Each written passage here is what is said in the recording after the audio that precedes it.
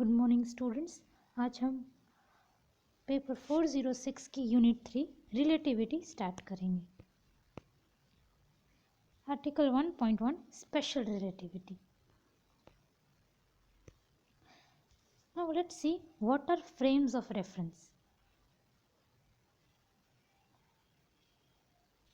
Now we know what are frames of reference. We have studied it in previous classes. And we also know that frames of reference are of two types. दो तरह के frames of reference होते हैं, inertial frame of reference and non-inertial frame of reference. Now what is an inertial frame of reference? It is the one in which Newton's first law of motion holds. जिस frame of reference में Newton's first law of motion valid है उसको हम inertial frame of reference कहेंगे. Newton's first law of motion क्या है? An object at rest remains at rest. An object in motion continues to move at constant velocity if no force acts on it. ये Newton's के first law को जो inertial frame hold कर पाती है वो इनर्शियल फ्रेम ऑफ रेफरेंस है. Any frame of reference that moves at a constant velocity relative to inertial frame is also an inertial frame. किसी भी inertial frame, ये अगर एक inertial frame है S, उसके रिस्पेक्ट में कोई दूसरी inertial frame constant velocity v के साथ ट्रैवल कर रही है. फॉर एग्जांपल ये एक s करके एक इनर्शियल फ्रेम है जो रेस्ट पे है, जस्ट इमेजिन. और there is this one inertial frame s dash जो कि वेलोसिटी v के साथ ट्रैवल कर रही है with respect to the s rest frame. तो ये भी s डैश भी इनर्शियल फ्रेम ऑफ रेफरेंस होगी. कोई भी फ्रेम ऑफ रेफरेंस जो दूसरी इनर्शियल फ्रेम के साथ constant velocity with respect to other inertial frame constant velocity के साथ ट्रैवल करती है उसे इनर्शियल फ्रेम ऑफ रेफरेंस, उसको भी इनर्शियल फ्रेम ऑफ रेफरेंस कहेंगे.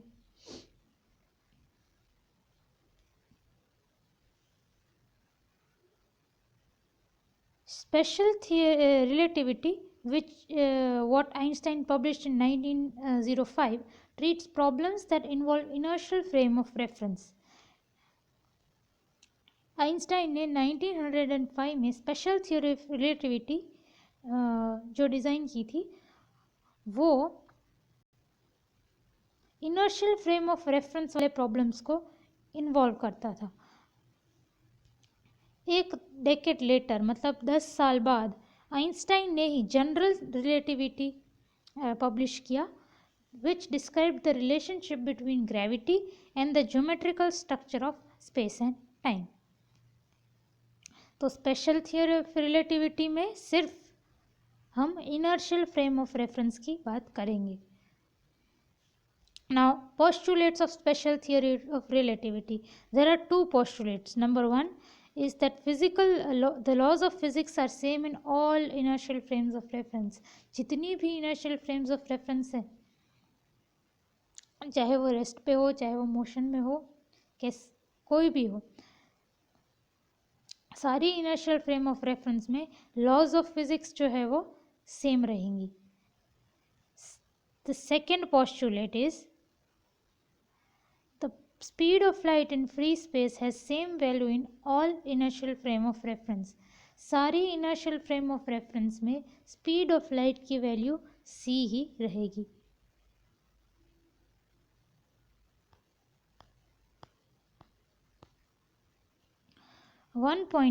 Time dilation. Measurements of time intervals are affected by relative motion between observer and what is observed. As a result, a clock moves with respect to observer ticks more slowly than it does without such a motion. And all processes occur more slowly to an observer when they take place in different inertial frame.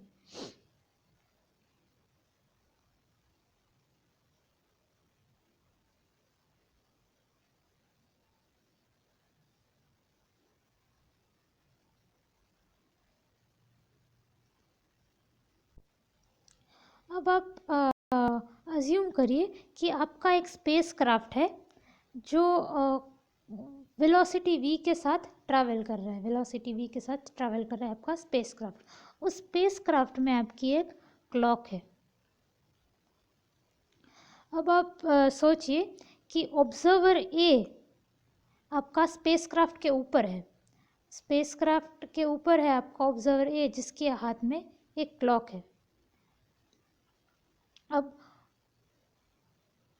वो देखेगा कि time t0 ellipse हो चुका है, किसी दो event के बीच time t0 ellipse हो चुका है। मतलब मैं x पॉइंट से y पॉइंट जाऊं या फिर बॉल ऊपर से बॉल इधर से इधर पहुंचे, उसके बीच में मान लो t0 टाइम स्पेसक्राफ्ट में पर्सन ए नोट करता है।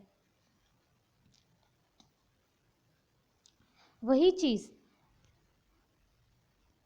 के लिए एक ग्राउंड पे, ये ए स्पेसक्राफ्ट पे था और बी ग्राउंड पे है, वो B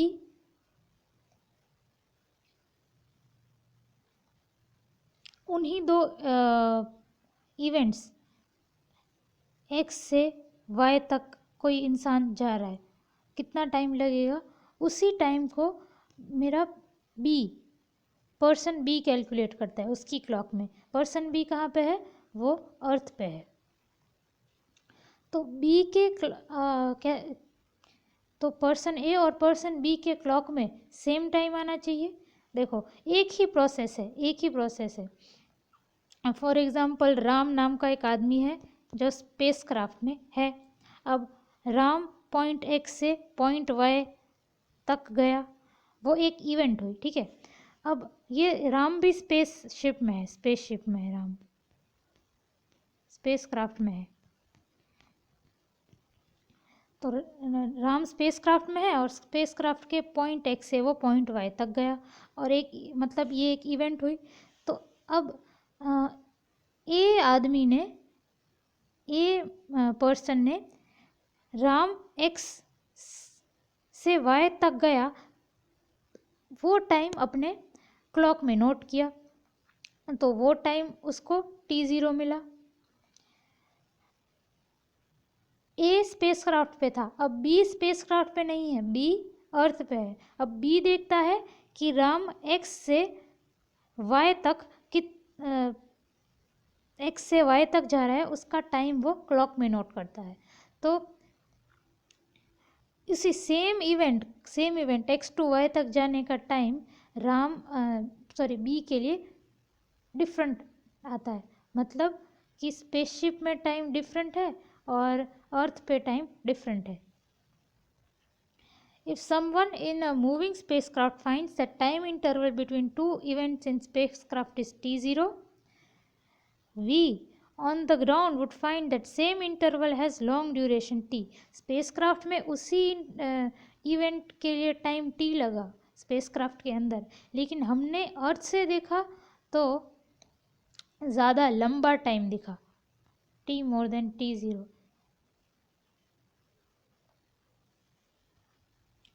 The quantity t0 which is determined by events that occur at the same place in an observer's frame of reference is called proper time.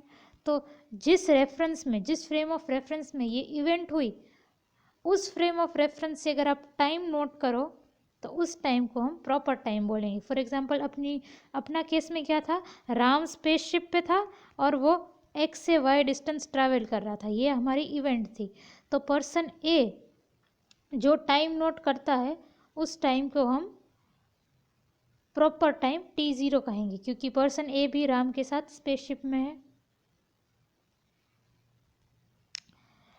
When witnessed from ground, the events that mark the beginning at the end of the interval occur at different places, and in consequence, the duration appears longer than the proper time.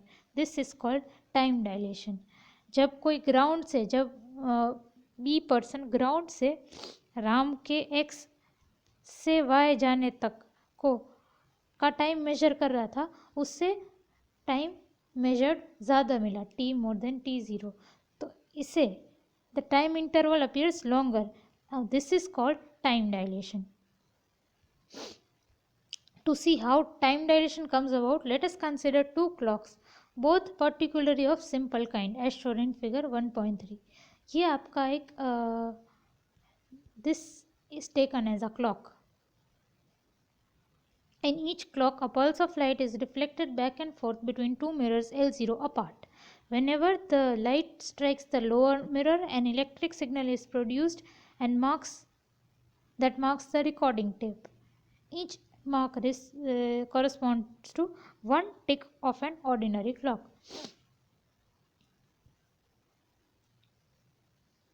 अब आप एक metre scale लो L0 length जितनी और दोनों side plane mirror लगाओ. अब हमारी light जो है वो ऊपर की तरफ अगर जाती है तो मिरर से रिफ्लेक्ट होके वापस भी आएगी और यहाँ से वो लाइट अपनी जर्नी शुरू करती है, फिर इस मिरर से रिफ्लेक्ट होके वापस आएगी और फिर ये वापस से मिरर है, रिफ्लेक्ट होके वापस जाएगी. तो इसी तरह से लाइट पल्स आपकी इन दोनों के बीच रिफ्लेक्ट होती रहेगी. जब लाइट पल्स लोअर मिरर पे, इस मिरर पे इंसिडेंट होगी,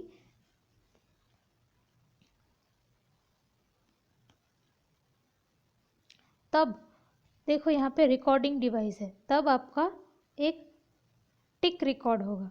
whenever light strikes the lower mirror, electrical signal is produced. यहाँ पे रिकॉर्डिंग डिवाइस है, तो लाइट पल्स जब इस वाले मिरर के साथ टकराएगी तब आपका एक इलेक्ट्रिकल पल्स प्रोड्यूस होगा जो ये रिकॉर्डिंग डिवाइस रिकॉर्ड कर लेगा. मतलब यहाँ से लाइट शुरू हुई, L0 डिस्टेंस ऊपर गई, फिर L0 डिस्टेंस वापस आई, तो 2L0 डिस्टेंस कवर किया और उसके बाद क्या हुआ, यहाँ पे एक टिक प्रोड्यूस हुई. यहाँ पे एक टिक मतलब एक इलेक्ट्रिकल पल्स प्रोड्यूस हुई.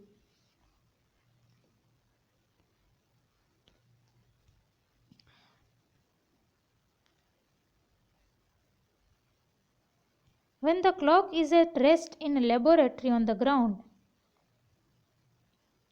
अब ऐसी दो क्लॉक्स हमने इमेजिन की. इनमें एक क्लॉक को मैंने ग्राउंड पे रखा लैब में और दूसरी क्लॉक को मैंने भेज दिया स्पेसशिप पे. इस और वो स्पेसशिप जो है वो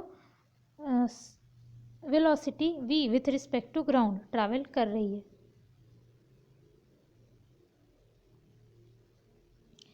Now figure 1.4 shows the laboratory clock in operation. Ground पे जो लैब की क्लॉक है उसकी ऑपरेशन दिखा रही है. The time interval between ticks is the proper time t0 and the time needed for light pulse to travel between mirrors at the speed of light t0 is. अब light को travel करने के लिए light कितनी speed पे travel करती है, c, and यहाँ पे डिस्टेंस कितना है, वापस जाके वापस आने में डिस्टेंस d इज़ 2L0. तो हमारा time t0 will be equal to distance by speed. तो t0 is equal to 2L0 by c.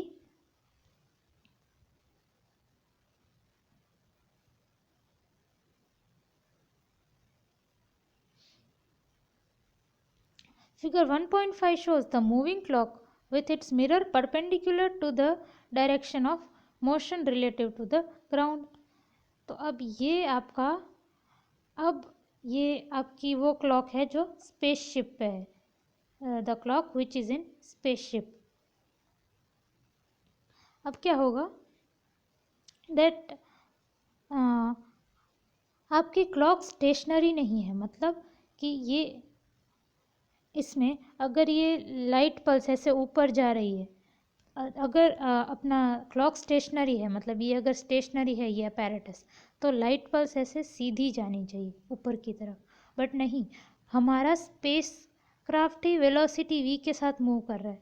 तो ये जो ये जो कॉन्फ़िगरेशन है ये भी वेलोसिटी v के साथ इस तरफ मूव करेगा, मतलब कि ये लाइट ऐसे जानी चाहिए, उसकी जगह पे ऐसे टेढ़ी जाएगी, क्योंकि ये यहाँ से ये स्पीड, ये अपनी लाइट ऐसे निकल रही है, लेकिन मेरा जो ये पूरा का पूरा अपैरेटस है वो ही इस तरफ शिफ्ट हो रहा है, विच मीन्स लाइट भी ऐसे जाएगी।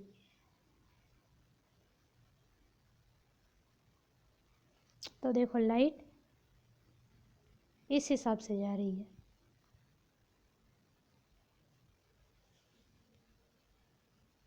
The time interval between ticks is T. इस बार टाइम इंटरवल t0 नहीं होगा, t होगा। Because the clock is moving, the light pulse as seen from the ground follows a zigzag path on its way from lower mirror to upper mirror in time t by 2. The pulse travels horizontal distance v t by 2 and the total distance c t by 2.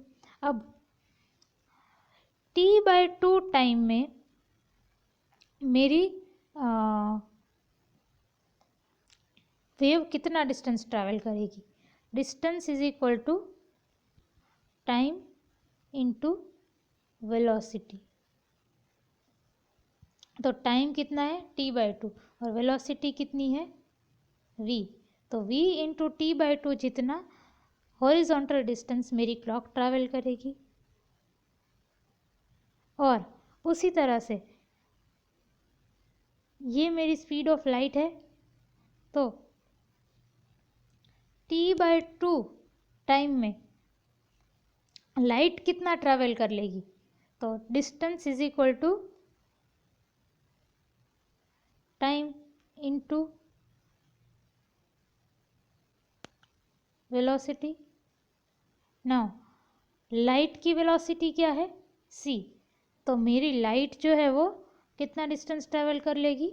C T by 2। अब इन दोनों के बीच तो L0 का difference है ही, दो mirror के बीच तो देखो L0 का डिफरेंस है ही। तो ये राइट एंगल ट्राइंगल बन रहा है। राइट एंगल ट्राइंगल बन रहा है तो क्या बनेगा? C T square right angle triangle बनेगा, which means V square T square by 4 plus L0 square is equal to C square T square by 4।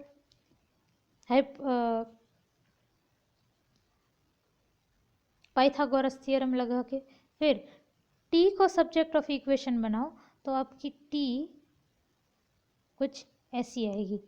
Now you know that 2L0 by C is equal to T0, हमने ये ऊपर derive किया है।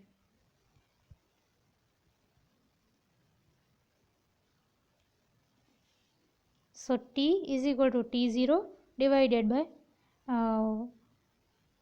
under root 1 minus v square by c square, where T0 is the proper time interval on clock at rest relative to observer. Then t is equal to time interval on the clock in motion relative to an observer. v is the speed of relative motion and c is the speed of light. Now आपको पता है that किसी भी object का motion, किसी भी object की speed light को एक्सीड नहीं कर सकती, मतलब v is always less than c।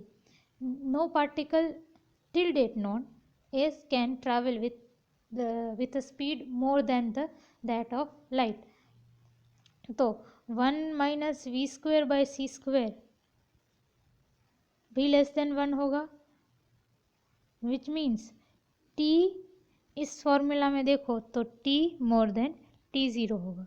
That is because 1 minus under root 1 minus we square by C square is always less than 1 for a moving object, that's why t is always greater than T0, which means moving clock in a spacecraft appears to tick at a slower rate than the stationary one on the ground.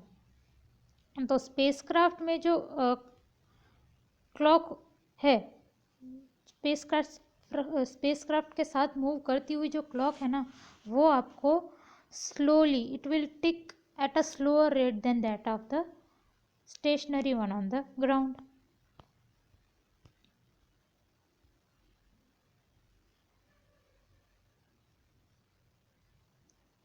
ये example 1.1 को homework में लीजिए.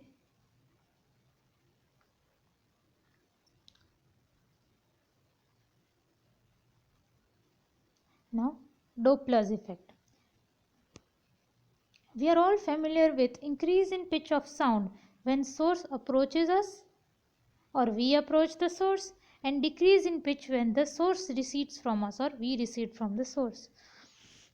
अब ये Doppler effect, ये तो आपको सबको पता है कि अगर सोर्स ऑफ साउंड हमारी तरफ आ रहा हो या हम सोर्स ऑफ साउंड की तरफ जा रहे हो तो उस साउंड की पिच हमें ज़्यादा सुनाई देगी. अगर सोर्स ऑफ साउंड हमसे दूर जा रहा हो या हम सोर्स ऑफ साउंड से दूर जा रहे हो तो वो साउंड की पिच हमें कम सुनाई देगी. जैसे आप ट्रेन का एक एग्जांपल लीजिए. अगर ट्रेन आप की तरफ आ रही है, train is approaching the station, आप स्टेशन पे हो, train is approaching the station, तो आपको ज़्यादा पिच सुनाई देगी साउंड की. जब ट्रेन स्टेशन से, आप स्टेशन पे हो और ट्रेन स्टेशन से दूर जा रही हो तो एक अलग पिच सुनाई देगी और पिच घटती जाएगी जब ट्रेन दूर जा रही है तब. Doppler effect in sound. अब Doppler effect in sound is given by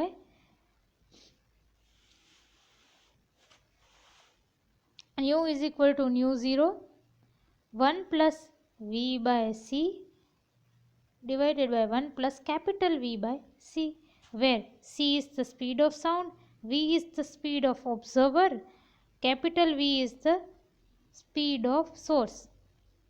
Now, speed is taken positive for motion towards the source. अब अगर ये v पॉजिटिव है मतलब we are moving towards the source. v negative है तो we are moving away from the source. अगर capital V speed of the source positive है मतलब हम ऑब्जर्वर की तरफ जा रहे हैं, और अगर नेगेटिव है तो हम ऑब्जर्वर से दूर जा रहे हैं. ये है डॉपलर इफेक्ट इन साउंड, ये हमने स्टडी किया हुआ है. The Doppler effect in sound waves varies depending on whether the source, the observer or both are moving. Doppler effect किस पे डिपेंड करता है कि या तो सोर्स मूव करना चाहिए या तो ऑब्जर्वर मूव करना चाहिए या तो दोनों एक दूसरे के रिस्पेक्ट में मूव करने चाहिए, तब डोपलर इफेक्ट आपको साउंड में दिखेगा. But in case of light there is no medium involved and only the relative motion of source and observer is meaningful. In case sound के केस में sound requires medium to travel, but light का ऐसा case नहीं है. light can travel through vacuum also, no medium is involved. so light के case में अगर source और observer एक दूसरे के रिस्पेक्ट में मूव कर रहे हो तभी आपको डोपलर इफेक्ट दिखेगा. The Doppler effect in light must therefore be different from that in the sound. तो Doppler effect in light sound से थोड़ा अलग होगा. कैसे हम देखते हैं. कंसिडर करो कि सोर्स और ऑब्जर्वर एक दूसरे से कुछ source and observer are moving relative to each other. Now observer, ये ऑब्जर्वर है और observer is moving perpendicular to line between him and the source. तो सोर्स और ऑब्जर्वर के बीच कुछ लाइन है, इससे परपेंडिकुलर मूव कर रहा है मेरा सोर्स, तब क्या होगा. Proper time between ticks is t0 is equal to 1 by nu 0. So between the one tick and next time t is, अब इस केस में t क्या होता है, t की वैल्यू हमने मेजर की है,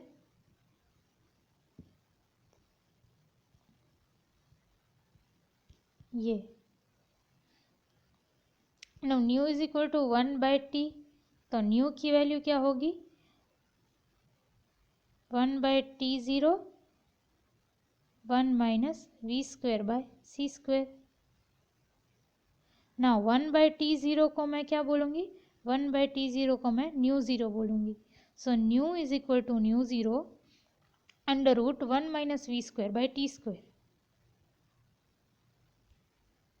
ये this is called the transverse Doppler effect in light, that is the observed frequency nu is always less than the source frequency nu naught। तो source frequency जो है nu naught उससे observed frequency कम ही होगी, क्योंकि देखो 1 माइनस v²/c² तो less than 1 है ही, मतलब new less than new zero होगा अपने इस केस में। Observer receding from the source of light. अब आप ऐसा कंसिडर करो कि सोर्स और ऑब्जर्वर एक दूसरे से, ये सोर्स है और ऑब्जर्वर उससे दूर जा रहा है।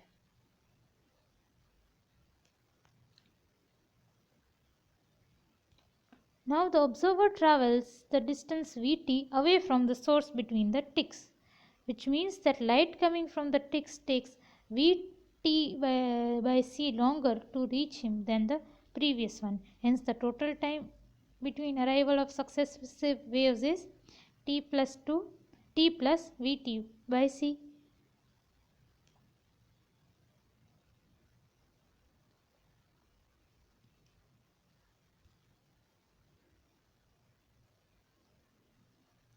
अब मेरा जो ऑब्जर्वर है वो v वेलोसिटी इस तरफ दूर जा रहा है, v वेलोसिटी दूर जा रहा है, तो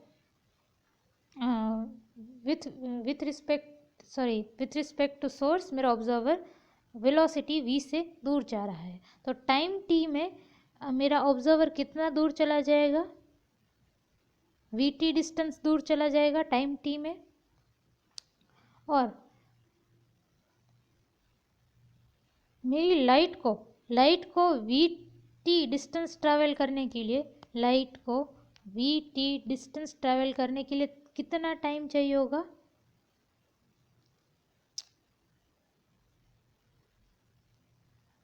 टाइम कितना चाहिए होगा, डिस्टेंस बाय वेलोसिटी मतलब vt बाय c। बिकॉज मैंने क्या बोला, लाइट को कितना टाइम चाहिए होगा, तो लाइट की स्पीड c, तो टाइम एक्स्ट्रा कितना चाहिए होगा vt बाय c। जब स्टेशनरी केस था, जब अपना ओरिजिनली अपना टाइम क्या था t। अब क्योंकि आपका पार्टिकल ही वेलोसिटी v के साथ इस तरफ जा रहा है, तो कितना एक्स्ट्रा टाइम चाहिए होगा, ये रहा extra time vt by c, t plus vt by c। अब t की वैल्यू आपको पता है,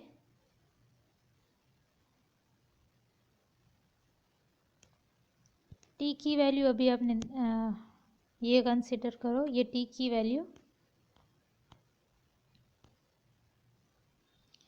वैल्यू इस पे सब्स्टिट्यूट करो तो आपकी कुछ ऐसी इक्वेशन आएगी, और इस इक्वेशन का आप इन्वर्स कर दो तो क्या आएगा 1/t is equal to nu and 1/t0 is equal to nu zero. तो आपकी इक्वेशन कैसी हो जाएगी, ये new is equal to 1/t। यहाँ पे मैंने रिसीडिंग लिखा ये दिखाने के लिए कि मैं रिसीडिंग वाले, जब मेरा ऑब्जेक्ट ऑब्जर्वर सोर्स से दूर जा रहा है उसकी बात कर रही हूँ। तो nu receding is equal to nu zero 1 minus v by c divided by 1 plus v by c। Now observed frequency is lower than that of source frequency. तो अगर आपका ऑब्जर्वर सोर्स से दूर जा रहा हो तो ऑब्जर्व्ड फ्रीक्वेंसी सोर्स फ्रीक्वेंसी से कम होगी।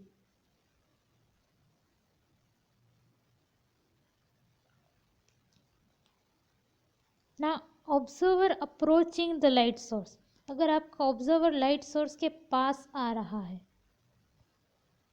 ऑब्जर्वर वेलोसिटी v के साथ लाइट सोर्स के पास आ रहा है, तो हमने जो t plus V T by C किया उसकी जगह क्या करूँगी मैं, वो इस तरफ पास आ रहा है तो मैं क्या करूँगी, t minus V T by C, T capital T is equal to T minus V T by सी।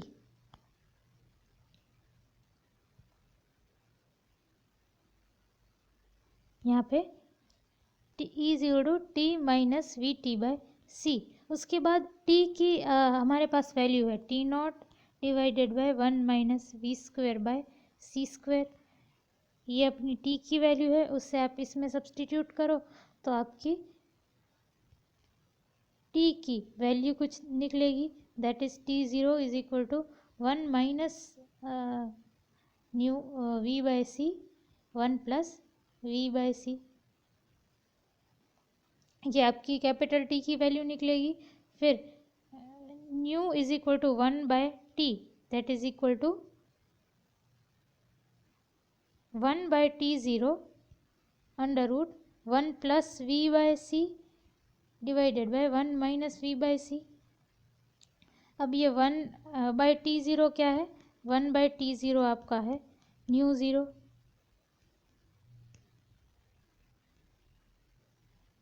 तो जब ये किसकी बात कर रही हूँ मैं, न्यू अप्रोचिंग की, तो nu approaching is equal to nu zero 1 plus we by C divided by 1 minus we by C. तो देखो न्यू अप्रोचिंग की कुछ ऐसी वैल्यू आई। सो जब आपका ऑब्जर्वर सोर्स को अप्रोच करता हो तब ऑब्जर्व्ड फ्रीक्वेंसी जो है वो सोर्स फ्रीक्वेंसी से हमेशा ज़्यादा होती है। अब इन दोनों फॉर्मूला को हम एक फॉर्मूला में क्लब कर सकते हैं, they can be combined in a single formula and this would be called longitudinal Doppler effect in light. Nu is equal to nu zero, nu is equal to nu zero under root 1 plus we by C divided by 1 minus we by c, where V is positive for source and observer approaching each other। अगर source और observer एक दूसरे को approach कर रहे हैं तो आप V पॉजिटिव रखो, तो आपका ये इक्वेशन अप्रोचिंग के जैसा हो जाएगा। देखो ये इक्वेशन अप्रोचिंग जैसा है। And V is negative for observer receding from each other. अगर आपका ऑब्जर्वर और सोर्स एक दूसरे से दूर जा रहे हो, एक दूसरे से रिसीट कर रहे हो, तो V आपका नेगेटिव हो जाएगा इस फॉर्मूला में। इस फॉर्मूला में अगर V नेगेटिव हुआ, V की वैल्यू नेगेटिव है, तो ये फॉर्मूला आपका किसके जैसा बन जाएगा, ये रिसीडिंग जैसा। So this is called the longitudinal Doppler effect in light।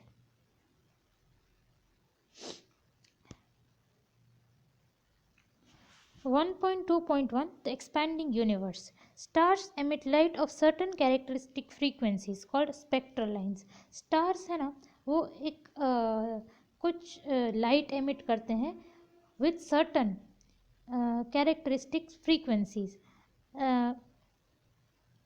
अब वो स्टार्स जो है वो अर्थ की तरफ आ रहे हैं या अर्थ से दूर जा रहे हैं, वो हम कैसे पता करेंगे, डोपलर शिफ्ट देख के।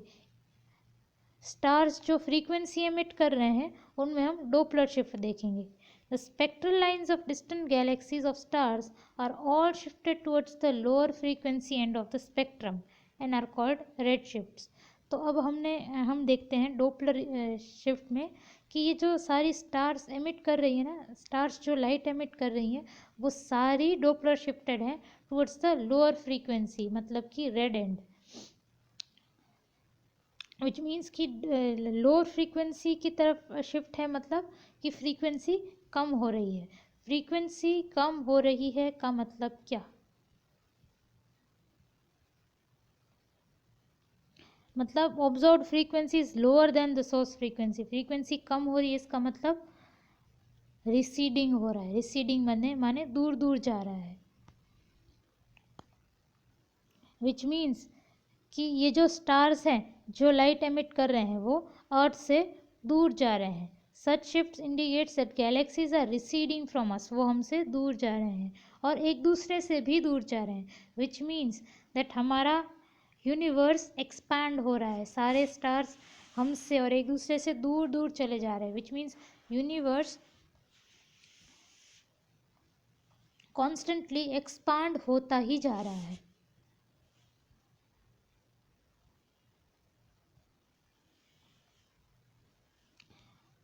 Article 1.4 length contractions. Measurement of length as well as time are affected by relative motion. जैसे टाइम मोशन के साथ चेंज हुआ वैसे ही लेंथ, ऑब्जेक्ट की लेंथ भी मोशन के साथ वेरी करेगी।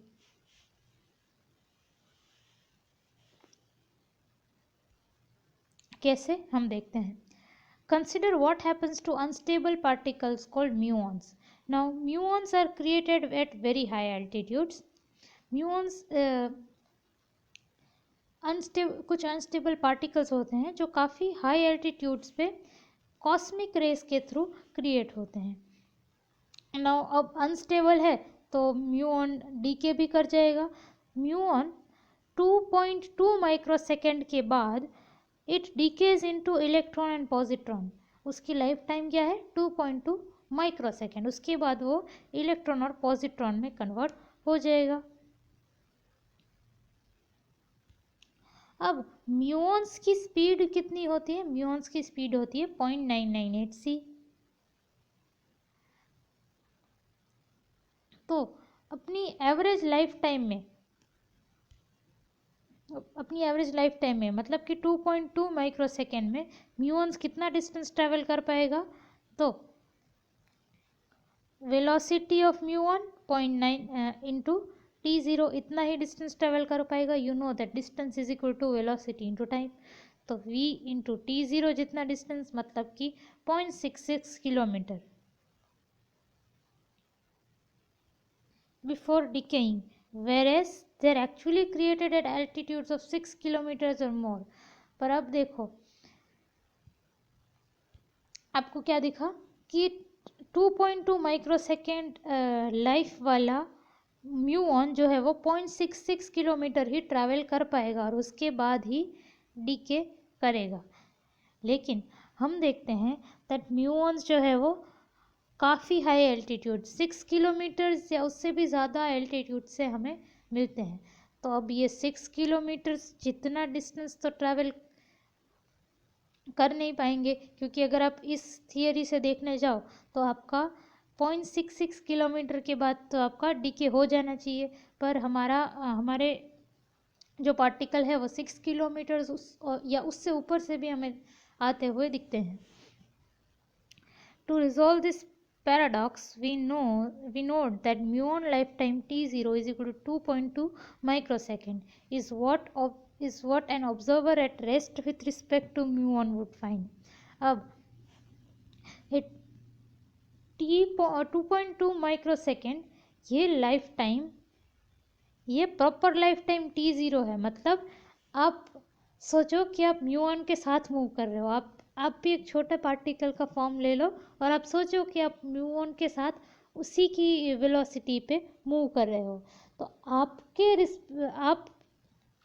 अभी क्या हो, अभी आप म्यूऑन पार्टिकल जैसे एक दूसरे पार्टिकल हो और आप म्यूऑन के साथ उसी की वेलोसिटी पे मूव कर रहे हो। तो आपको जो टाइम नोट होगा वो 2.2 होगा। लेकिन रेस्ट पे कोई दूसरा इंसान है, वो अगर इस टाइम को नोट करता है तो कितना टाइम होगा? t is equal to t0 divided by under root 1 minus v square by c square. t की वैल्यू 2.2 माइक्रोसेकेंड, v की वैल्यू 0.998 c सब्सटीट्यूट करो तो फ्रॉम रेस्ट अर्थ से ग्राउंड से देखा जाए तो t कितना होगा 34.8 माइक्रोसेकेंड। अब 34.8 माइक्रोसेकेंड में म्यूऑन कितना डिस्टेंस कवर करेगा? Distance is equal to velocity into time. मतलब velocity is 2.99 into 4 into 10⁻⁸ meter per second और t कितना है 34.8 माइक्रोसेकेंड, मतलब 10.4 किलोमीटर। मतलब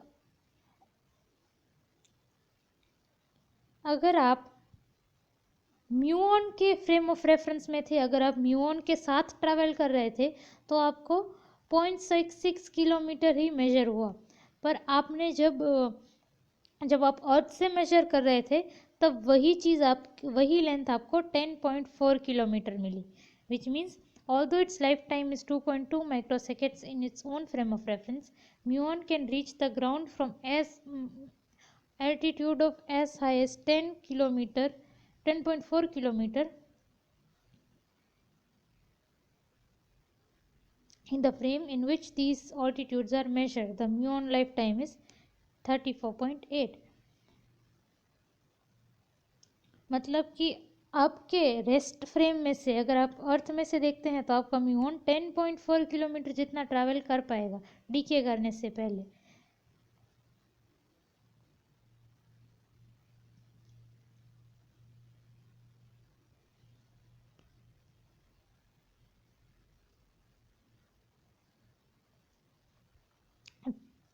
तो अब ये देखो, L0 क्या लेंगे हम,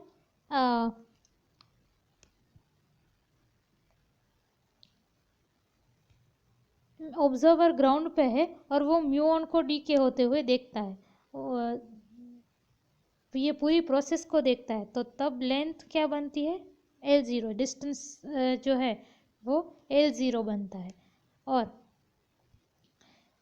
ऑब्जर्वर म्यूऑन के ही साथ मूव कर रहा है, उसी की वेलोसिटी पे, तब उसे लेंथ कितनी दिखती है, L। तो जब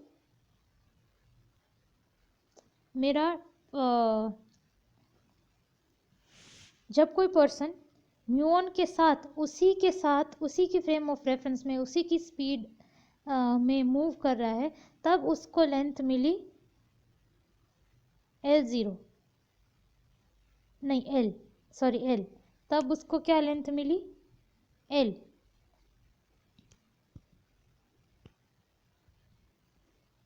तब उसको लेंथ मिली L। जब कोई पर्सन उसी प्रोसेस को नीचे से ग्राउंड में से देख रहा है, तब उसको L0 मिली, which means L is less than L0। और रिलेशनशिप क्या है दोनों के बीच, L is less than L0 and L is equal to L0 under root 1 minus v square by c square।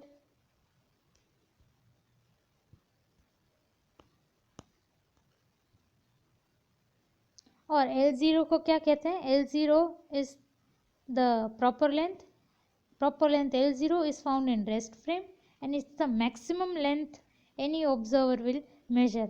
अब प्रॉपर टाइम की तरह हम प्रॉपर लेंथ को भी डिफाइन करते हैं। Proper length L0 is found in the rest frame. Rest frame में जो आपने लेंथ फाउंड आउट की वो होगी आपकी प्रॉपर लेंथ L0।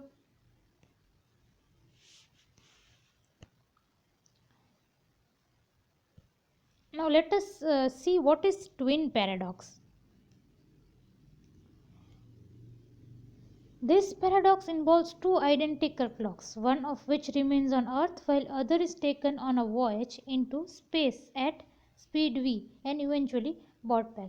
इस ट्विन पैराडॉक्स को स्टडी करने के लिए हम टू आइडेंटिकल क्लॉक्स लेंगे, दो एक जैसी क्लॉक्स। एक को हम अर्थ पे रखेंगे और एक को हम स्पेसशिप पे छोड़ देंगे, स्पेसशिप जिसकी स्पीड है v, एंड उसके बाद स्पेसशिप से वापस ले आएंगे और फिर दो क्लॉक्स को कंपेयर करेंगे। It is customary to replace the clocks with pair of twins Dick and Jane। हम इन क्लॉक्स की जगह पे क्लॉक्स को रिप्लेस कर देते हैं दो ट्विंस के साथ। There are two twins Dick और जेन, दोनों ट्विंस है तो एज तो सेम होगी।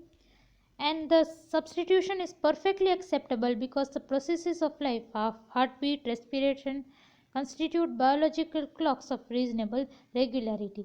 अब ह्यूमन बींग्स के जो बायोलॉजिकल प्रोसेस होते हैं ना, वो सारे रेगुलर होते हैं, हार्ट बीट हो, रेस्पिरेशन हो, ये सब रेगुलर होते हैं। एजिंग प्रोसेस भी रेगुलर होता है। Dick is 20 years old when he takes off on the space voyage। अब डिक और जेन दोनों 20 साल के हैं। डिक और जेन दोनों 20 साल के हैं। जेन बहन है और डिक भाई है, दोनों जुड़वा भाई बहन है। डिक और जेन दोनों जुड़वा भाई बहन है और दोनों 20 साल के हैं। डिक जो है वो स्पेस शिप में निकल लेता है at a speed of 0.8 c to a star 20 light years away। To Jane, who stays behind, the pace of Dick's life is slower than hers by a factor of। अब Dick जो है वो space craft में move कर रहा है। Space craft जो velocity v से मूव कर रही है, तो डिक भी वेलोसिटी v के साथ मूव कर रहा है। तो जेन के लिए डिक की लाइफ स्लो हो जाएगी, टाइम डायलेशन हमने पढ़ा। तो जेन के लिए डिक की लाइफ कितनी स्लो हुई, by a factor of 1 minus v square by c square, मतलब 60% कम हो गई। जेन के लिए जब उसका हार्ट 5 बार बीट किया, तब डिक का हार्ट सिर्फ 3 बार बीट किया, विच मीन्स अगर आप उसे एज के प्रोसेस में ले तो जेन के जब 50 साल हुए तब डिक के सिर्फ 30 साल हुए होंगे। तो उसी तरह से जेन के 5 साल तो पर डिक जो है वो उससे 60% स्लोअर है, मतलब जेन के 5 साल तब डिक के उसके हिसाब से 3 साल हुए होंगे। उसी तरह से सोचो कि अगर finally Dick returns after 50 years according to Jane's calendar.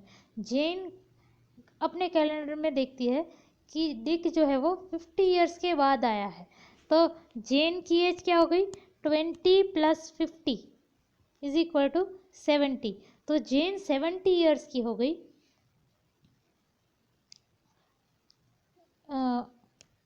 Dick जो है वो 50 साल बाद वापस आया है जेन के अकॉर्डिंग। लेकिन जैसे कि मैंने कहा, डिक का टाइम 60% स्लोअर था, मतलब कि डिक के लिए वो सिर्फ 30 साल की ट्रिप हुई। जेन को क्या लग रहा है, अकॉर्डिंग टू जेन 50 साल गए, लेकिन अकॉर्डिंग टू डिक 30 साल गए, विच मीन्स कि जेन कितने साल की हुई, अकॉर्डिंग टू जेन 50 साल हो गए तो जेन 70 years की हुई। लेकिन डिक जो कि स्पेसशिप पे था वो उसके तो सिर्फ 30 साल हुए, तो डिक कितना हुआ, 20 + 30 सिर्फ 50 years का हुआ। ऐसी सिचुएशन होगी, देखो दोनों भाई बहन सेम एज के हैं जब वो गया, जब वो वापस आया 50 साल बाद, तो ये जेन 70 years की हो गई और भाई अभी भी 50 years का है। ऐसा होना चाहिए। पैराडॉक्स क्या है, प्रॉब्लम क्या है इसमें? अब प्रॉब्लम ये है कि अगर हम इस सिचुएशन को डिक के पॉइंट ऑफ व्यू से देखें तो अब आप अभी तक हमने सारी कैलकुलेशन जेन के पॉइंट ऑफ व्यू से की, अब आप डिक के पॉइंट ऑफ व्यू से इसी सिचुएशन को देखो। अब स्पेसशिप में डिक रेस्ट पे है, तो और डिक के अगर डिक देखे अपने फ्रेम ऑफ रेफरेंस में से, तो जेन भी मूव कर रही है। अब आप ऐसे सोचो कि अगर आप बस स्टैंड पे हो, तो बस में जाता हुआ इंसान मूव कर रहा है आपके रिस्पेक्ट में, लेकिन अगर आप बस में हो, मूविंग बस में हो, तो आपके लिए वो स्टेशन वाला बंदा मूव करता हुआ दिखता है। उसी तरह से जेन को अगर डिक वेलोसिटी v के साथ मूव करता हुआ दिख रहा है तो स्पेसशिप में बैठे डिक को भी तो जेन वेलोसिटी v से मूव करती हुई दिखनी चाहिए, है ना।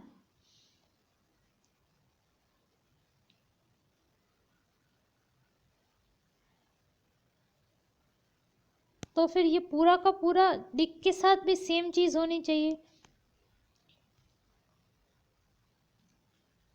तो should not Jane be 50 years old and Dick भी 70 ईयर्स ओल्ड, मतलब ये उल्टा नहीं हो सकता। अगर डिक के पॉइंट ऑफ व्यू से सोचे कि तो डिक के पॉइंट ऑफ व्यू से भी तो जेन 0.8 c से स्पीड से मूव कर रही है, तो ऐसा क्यों नहीं हो रहा कि जेन जो है वो 50 ईयर्स की रह जाती और डिक 70 ईयर्स का हो जाता, ऐसा क्यों नहीं हो रहा। ऐसा इसीलिए नहीं हो रहा क्योंकि Dick changed from one inertial frame to different one when he started out. Jane, however, remained in the same inertial frame during Dick's whole voyage. So time dilation formula जो है वो जेन के ऑब्जर्वेशन पे ही अप्लाई करेगा, Dick के observation पे नहीं। डिक जो है ना उसने 2 बार inertial frame of reference change की। एक बार जब वो यहाँ अर्थ से स्पेसशिप पे गया और फिर स्पेसशिप से वापस अर्थ पे आया, तो 2 बार उसकी inertial frame of reference change हुई। लेकिन जेन जो है ना वो पूरे वोएज के थ्रू एक ही इनर्शियल फ्रेम में थी।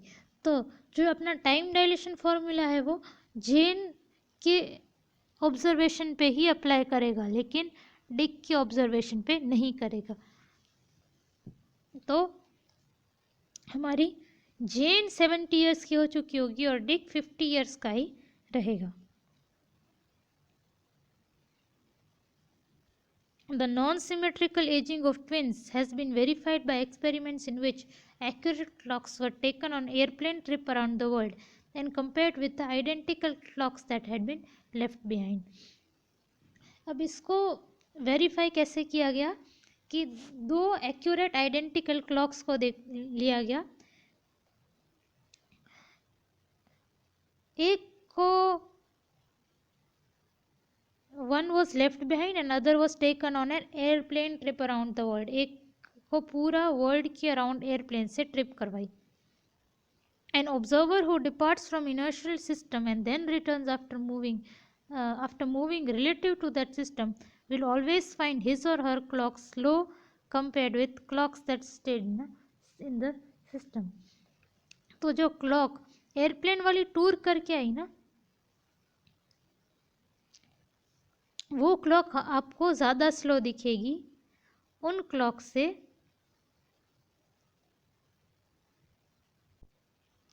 जो विच वर लेफ्ट बिहाइंड, जो पीछे हमने ग्राउंड पे छोड़ दी थी।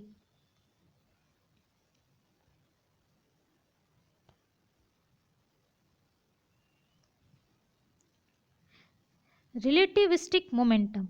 Now let us consider an elastic collision between two particles A and B as witnessed by observers in frame of reference S and S dash which are in uniform relative motion. अब 2 frame of reference है, एक है S और एक है S dash. अब ये जो S डैश है ना वो S से V वेलोसिटी दूर जा रही है। It is going away from S with velocity V। तो ये S और ये है S डैश जो वेलोसिटी V से दूर जा रही है।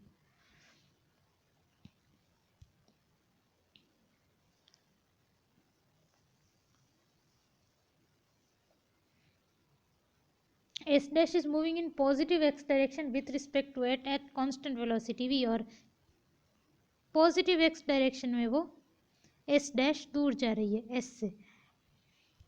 Before the collision, particle A had been at rest in frame S and particle B at rest in frame S dash. तो collision से पहले पार्टिकल A S फ्रेम में रेस्ट पे था और पार्टिकल बी कोलिजन से पहले एस डैश फ्रेम पे रेस्ट में था। ये दोनों अलग अलग फ्रेम ऑफ रेफरेंस में है, ए और B. Then at the same instant, A was thrown in plus y direction at speed va and B was thrown in minus y dash direction at speed vb dash. va और vb dash दो हमने क्या किया, उन particles को, A particle को, ये y direction है, तो A पार्टिकल को हमने ऊपर थ्रो किया y डायरेक्शन में विथ वेलोसिटी va। उसी टाइम पे हमने क्या किया कि बी पार्टिकल जो एस डैश फ्रेम में रेस्ट पे था, उसको हमने वाई डैश डायरेक्शन में, मतलब इस डायरेक्शन में नीचे की तरफ थ्रो किया और उसकी वेलोसिटी को बोला v b dash, such that v a is equal to v b dash. दोनों को हमने सेम वेलोसिटी दी। Hence, the behavior of A as seen from S is exactly the same as behavior of B as seen from S dash। मतलब अब आप सोचो कि आप S की रेस्ट फ्रेम में हो collision as seen from S, तो आप अभी S में खड़े हो, तो आपको क्या दिखेगा कि A पार्टिकल ऊपर गया और नीचे आ गया। ए पार्टिकल को हमने प्लस वाई डायरेक्शन, मतलब ऊपर की डायरेक्शन में थ्रो किया था, वो ऊपर जाएगा और ऐसे कोलाइड होके नीचे आ जाएगा। लेकिन बी का क्या होगा, मैं यहाँ पे खड़ी हूँ, अभी आई एम हियर, मुझे बी कैसा दिखेगा? बी नीचे की तरफ थ्रो किया था हमने, लेकिन बी हमने नीचे की तरफ थ्रो किया था, लेकिन ये सिस्टम ही, ये एस डैश पूरी सिस्टम ही इस तरफ मूव कर रही है। मतलब ये नीचे इस तरह ऐसे दिखने की बजाय आपको ऐसे दिखेगा, ऐसे जाता हुआ दिखेगा। देखो बी हमें ऐसे जाता हुआ दिख रहा है, फिर कोलाइड करके ऐसे चला जाएगा। Collision as seen from S dash, तो एस डैश से आपको कोलिशन कैसी दिखेगी? अब मानो कि आप एस डैश में खड़े हो, तो आपका पार्टिकल कैसे आया? नीचे की तरफ आया, सॉरी, आपका पार्टिकल बी नीचे की तरफ आया, क्योंकि हमने पार्टिकल बी को कैसे थ्रो किया था? एस डैश फ्रेम में नीचे की तरफ आया, कोलाइड किया और वापस चला गया। तो पार्टिकल बी कुछ ऐसा है। अब मैं यहाँ पे खड़ी हूँ एस डैश में, तो मुझे पार्टिकल ए का मोशन कैसा दिखेगा? पार्टिकल ए ऊपर जाना चाहिए। पार्टिकल ए वैसे तो हमने पार्टिकल ऊपर की तरफ थ्रो किया गया था, लेकिन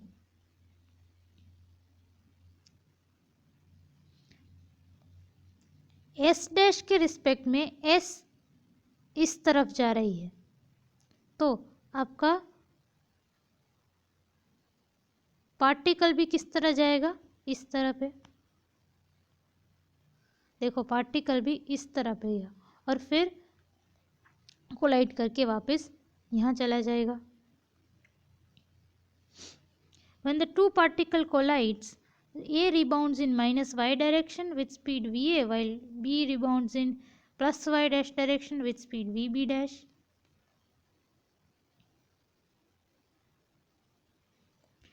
The round trip t0 for A as measured in S is, अब फ्रेम ऑफ रेफरेंस S में टाइम t0 कितना होगा? t0 is equal to y by v a. Y क्या है?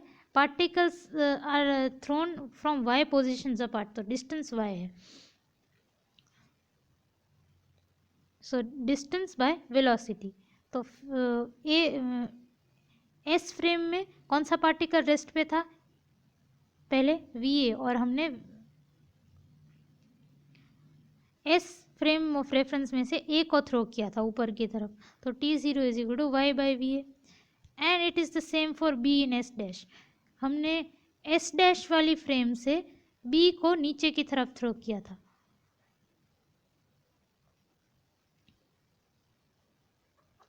एस डैश में पार्टिकल बी रेस्ट पे था और फिर हमने -y डायरेक्शन में एस डैश वाली फ्रेम ऑफ रेफरेंस में थ्रो किया था पार्टिकल बी को.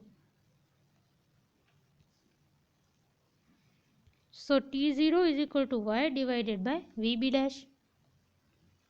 In S, the speed Vb is found from. अब पार्टिकल B की वेलोसिटी हमें फाइंड आउट करनी है with respect to S dash. तो कर ली ये, वो तो हमें पता ही है. अब S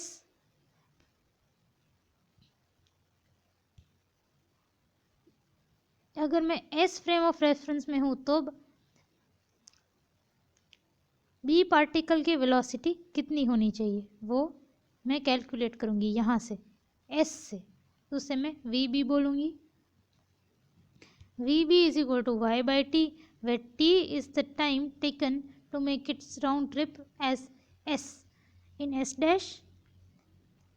तो अब इस टी की वैल्यू क्या है? टी की वैल्यू है T0 by √1 minus we square by C square.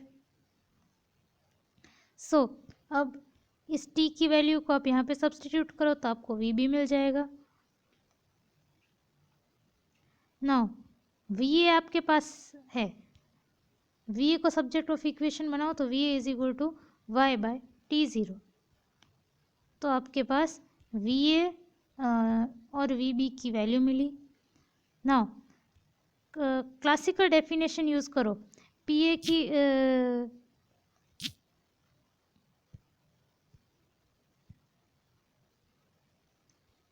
P a is equal to m a v A.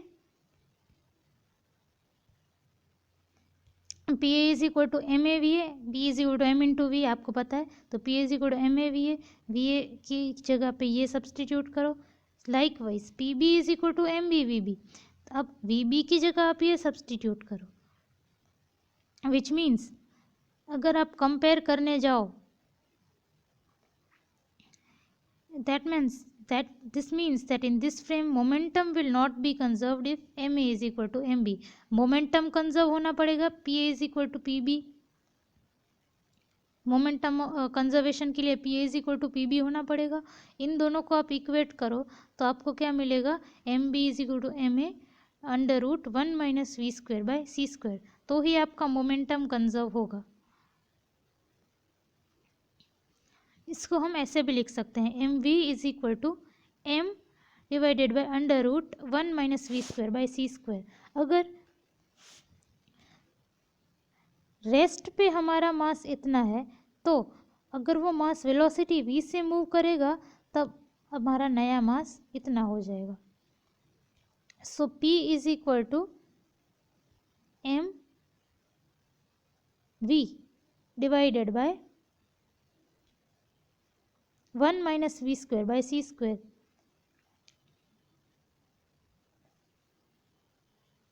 p is equal to अब हम लिखेंगे एम वी इंटू वी. अब एम वी क्या है? ये. So m by √1 minus we square by C square into v. ऐसा मिल जाएगा आपको. Where p is equal to gamma m v, where gamma is equal to 1 divided by √v square minus c square, where m is the proper mass or rest mass of the object. Its mass when measured at rest relative to an observer. आप LQ4, LQ5, LQ6, SQ3 और SQ1 homework में लीजिए.